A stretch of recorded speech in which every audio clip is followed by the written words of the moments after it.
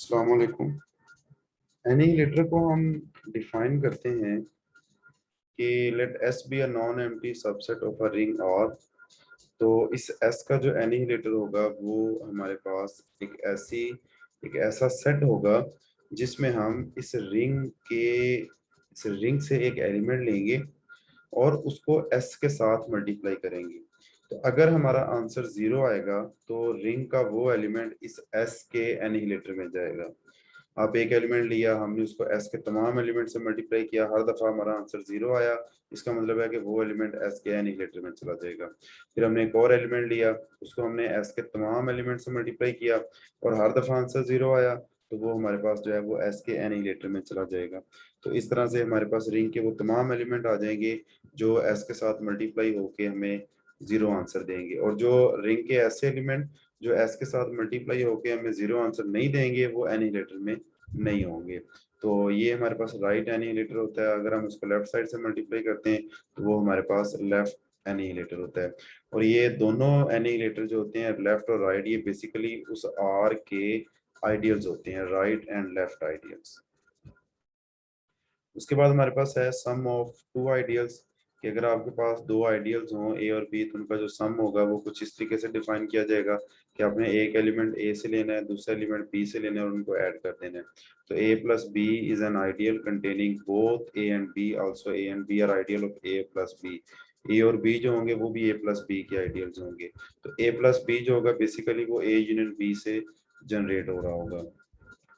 Next हमारे पास है product of ideals. अगर आपके पास दो आइडियल्स हैं ए और बी, उनकी जो प्रोडक्ट होगी वो कुछ इस तरीके से डिफाइन होगी कि हमने ए का एक एलिमेंट लेना है, बी का एक एलिमेंट लेना है, उन दोनों को मल्टीप्लाई कर देना है। फिर ए का एक और दूसरा एलिमेंट लेना है, बी का दूसरा एलिमेंट लेना है, उसको मल्टीप्लाई कर देना है।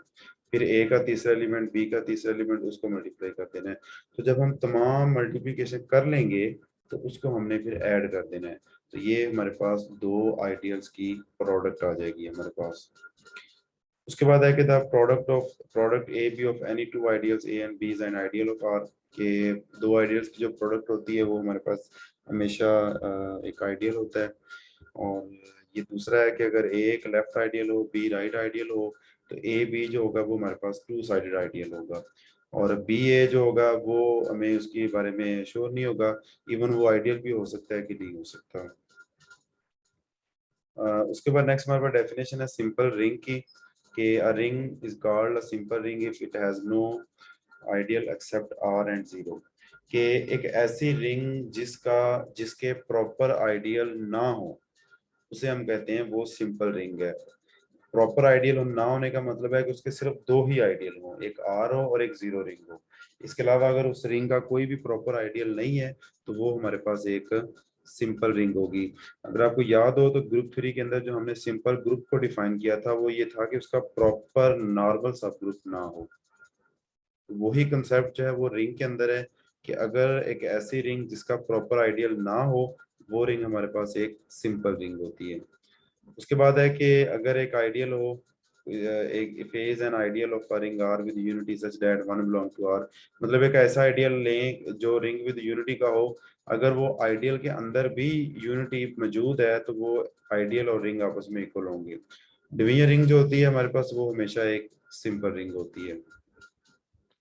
उसके बाद हमारे पास डेफिनेशन है रिंग होमोमॉर्फिज्म।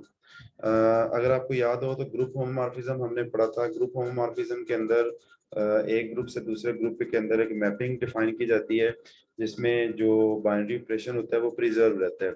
अब ग्रुप के अंदर क्योंकि एक ही बाइनरी ऑपरेशन होता है वो प्रिजर्व रहता है, लेकिन रिंग के अंदर दो बाइनरी ऑपरेशन होते हैं तो यहाँ पे वो दोनों बाइनरी ऑपरेशन ही प्रिजर्व रहते हैं। तो इसको हम डिफाइन करते हैं क्या, ring homomorphism phi from a ring R to a ring S is a mapping from R to S that preserve the two ring operations. That is for all A B belong to R।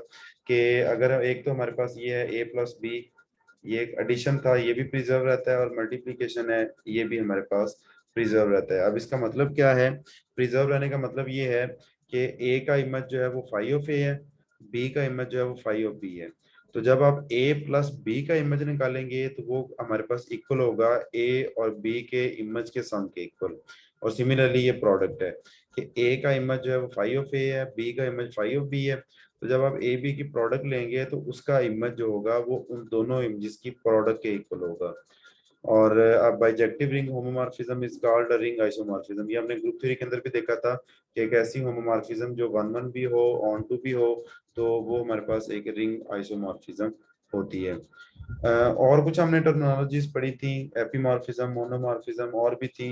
वो जो group theory के अंदर उनकी definitions हैं same, उनको हम ring theory के अंदर भी एज इट इज ही स्टडी करते हैं उनको डेफिनेशंस को। कि एक रिंग अगर एक होमोमॉर्फिज्म वन वन है, ऑन टू है, तो जो वहां पे उनके टर्म्स के नाम है वही टर्म जो है वो रिंग थ्योरी के अंदर भी same as it is define की हुई है। उसके बाद कर्नल हमने देखा था, कर्नल भी सेम उसी तरीके से डिफाइन किया जाता है जैसे ग्रुप थ्योरी के अंदर डिफाइन किया था कि रिंग का जो कर्नल होता है उसमें रिंग के वो एलिमेंट आते हैं जो जीरो के ऊपर मैप हो रहे होते हैं। कि जब आप एक मैपिंग डिफाइन करते हैं फ्रॉम आर टू एस, तो इस आर के वो एलिमेंट जो एस की जो आइडेंटिटी एलिमेंट है, जो उसका एडिटिव आइडेंटिटी एलिमेंट है, उसके ऊपर मैप हो रहे होते हैं। उन तमाम एलिमेंट्स को हम कर्नल के एलिमेंट्स कहते हैं। और रिंग होमोमॉर्फिज्म के अंदर जैसे हम बात कर चुके हैं कि रिंग के अंदर क्योंकि दो होमोमॉर्फिज्म होती हैं, दो बाइनरी ऑपरेशन होते हैं, तो इसका मतलब है कि रिंग होमोमॉर्फिज्म के अंदर दो बाइनरी ऑपरेशन प्रिजर्व रहते हैं और आइडेंटिटी एलिमेंट प्रिजर्व रहता है। इसके अलावा इन्वर्सिस एलिमेंट के वो प्रिजर्व रहते हैं। तो इसके अलावा ये है कि अगर एक ऑन टू रिंग होमोमॉर्फिज्म हो आर टू एस, तो f of one is a unity of S, कि जो वन का इमेज होगा बेसिकली वो एस की यूनिटी होगी। और ये जो कर्नल होता है ना, ये आर का आइडियल होता है, कर्नल ऑफ फाई। और कर्नल ऑफ फाई हम रिजल्ट ग्रुप थ्योरी के अंदर भी देख चुके हैं कि कर्नल ऑफ फाई जो होता है वो जीरो रिंग होती है if and only phi is one one.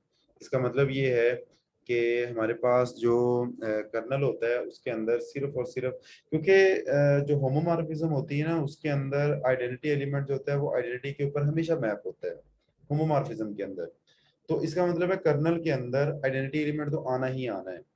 लेकिन जो डोमेन के अंदर जो सेट पड़ा होता है, अगर उसके आइडेंटिटी के अलावा और भी एलिमेंट जो हैं वो डोमेन की आइडेंटिटी पे मैप हो रहे होते हैं, तो वो सारे भी कर्नल के अंदर आ जाते हैं। लेकिन अगर कर्नल के अंदर सिर्फ एक एलिमेंट आइडेंटिटी आ रहा होता है, इसका मतलब है if and only five is one one, कि अगर वो मैपिंग वन वन होगी, वन वन होने का मतलब है कि distinct element have distinct images. इसका मतलब है कि आइडेंटिटी के ऊपर सिर्फ एक एलिमेंट मैप होगा जो कि आइडेंटिटी होना है, इसके अलावा कोई और एलिमेंट जो है उसके ऊपर मैप नहीं होगा। तो ये आज का हमारा लेक्चर था रिंग थ्योरी के ऊपर। इसके अंदर हमने वो तमाम इम्पोर्टेंट जो डेफिनेशंस हैं, जो रिजल्ट्स हैं, उनको डिस्कस किया है। नेक्स्ट लेक्चर हमारा इंशाल्लाह जो है वो लीनियर अलजेब्रा से स्टार्ट होगा। ओके जी, अल्लाह हाफिज़।